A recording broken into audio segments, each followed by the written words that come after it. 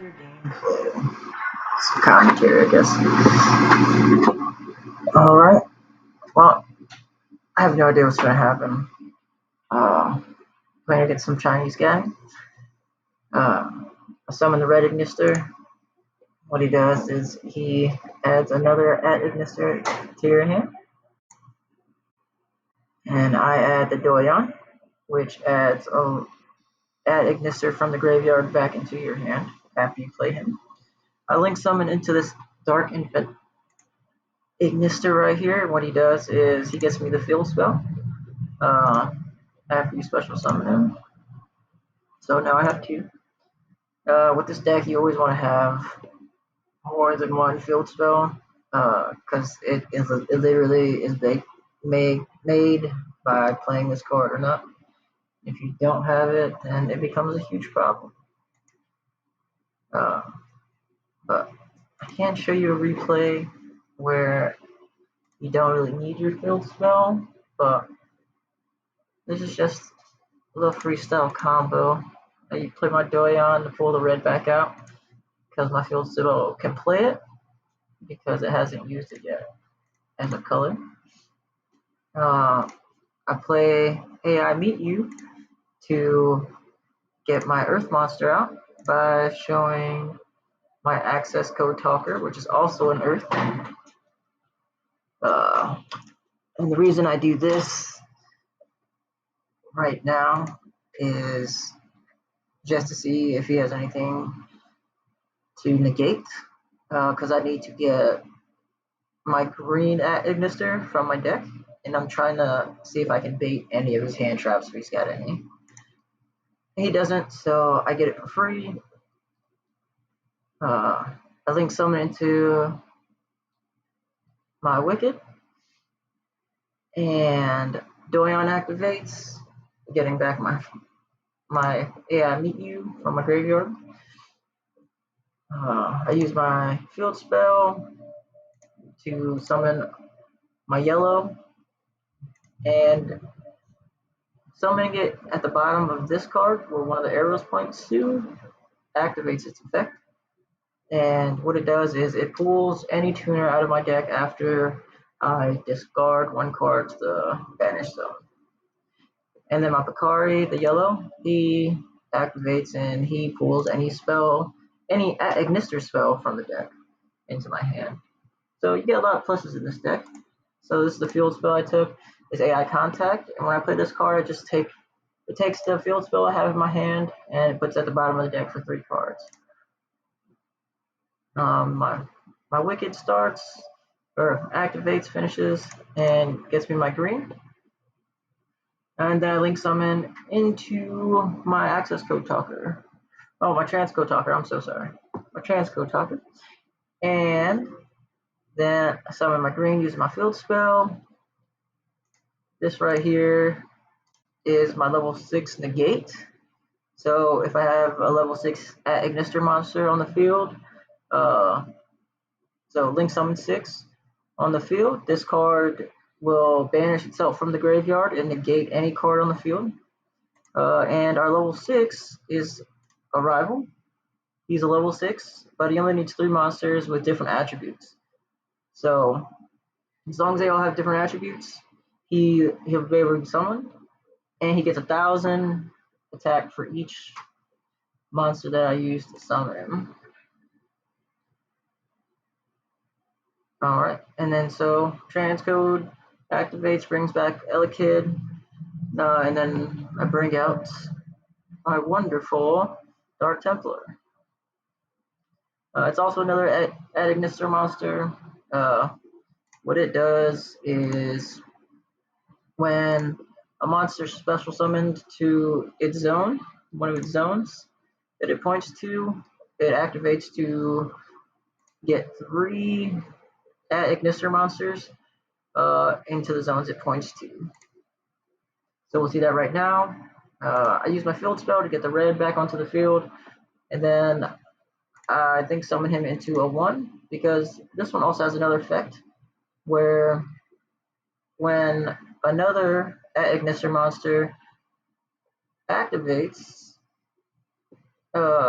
well, another Cyberse monster with 2300 original attack activates. The quick effect on this card is it moves over toward its arrow, which has a left, and then it changes what attribute it is until the end of the turn. And that's good because for our rival, we need as many attributes as we can do. And we don't have any divine in this deck, so it'd be awesome to have an extra 1,000 attack on your rival. So they both activate, it jumps over, switches to divine. This one activates, and then it will bring all three colors out. It's typically yellow, green, and red, because these are the three you don't usually have. Here you can go into the wind at Ignister, which is also a wind, but I don't have that in this deck because I instead run Cyberse Quantum Dragon. And the reason I run this one is just because I have a lot of removal in this deck, and this helps me get rid of problem monsters off the field. And so after the green is used as a tuner, it will bring back the monster that was used to make the synchro summon back onto the field. So the green and yellow were used, and then yellow comes back onto the field because of green's effects. And here we're going to do a splash mage because we need to have the proper amount of numbers to correctly bring out your rival. So to be able to bring out 4 monsters, or to bring out 5 monsters, you need a level 2, and then you can single out the rest of these. And then I bring out my Gachiri by disabling my Splash Mage. And the reason I do this is because I want to make my Quantum Dragon immune to everything my opponent could throw at it. So if this card is sent from the field to your graveyard, you can target one face-up monster you control. That target is unaffected by your opponent's card effects until the end of your opponent's turn. So my Quantum Dragon becomes immune, and a rival, his little niche is he is automatically immune. So he's immune to everything, all card effects, including my own. So even if I had a nib in my hand, if I activate it, it won't be affected. It'll still be on the field. So I have a Nibiru and my arrival on the field, and they would just have a token. And so this is my level 1 play. This is the typical board I try to end up on because this monster here needs 2 monsters over 2,500, and it's unaffected by everyone's card effects right now. So he can't just pop it off the board with a lightning storm or a Geki, any of those. So these 2 monsters are going to be on the board. These are 2 towers, and they're strong.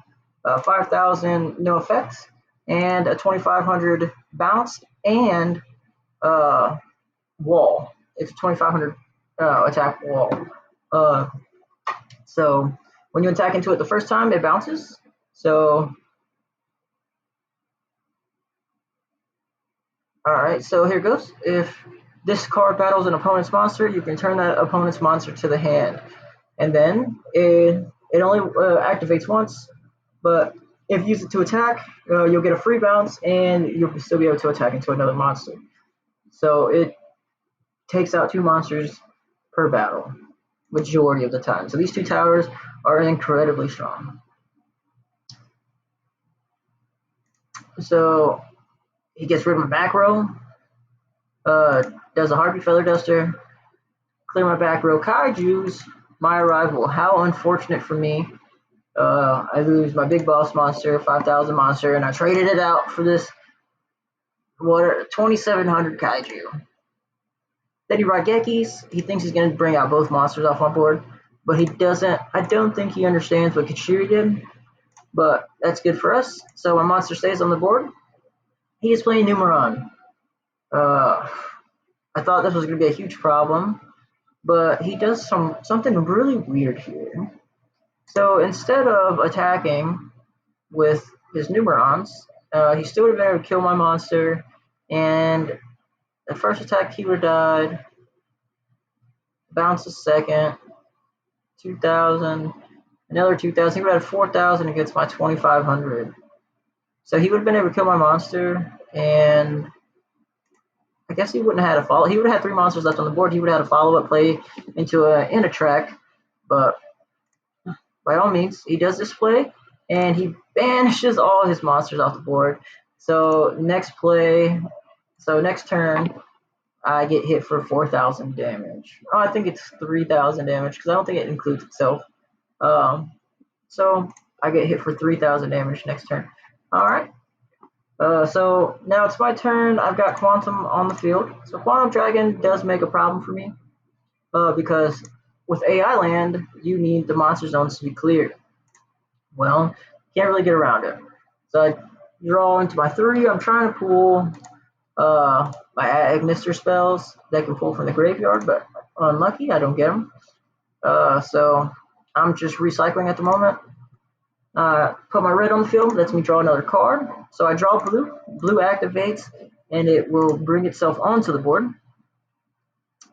And it also lets me bring out my Splash Mage. So Splash Mage will summon a monster onto the board. I use Gachiri. And then I go into Update Jammer, because Update Jammer needs 2 level 2 or higher Cyberus monsters. Then I use Update Jammer and Splash Mage to make my access code. And then Update Jammer, when it uses a link material, lets you attack twice. And access code will activate just to become 5,300. Oh, 4,300, I believe, to the Splash Mage.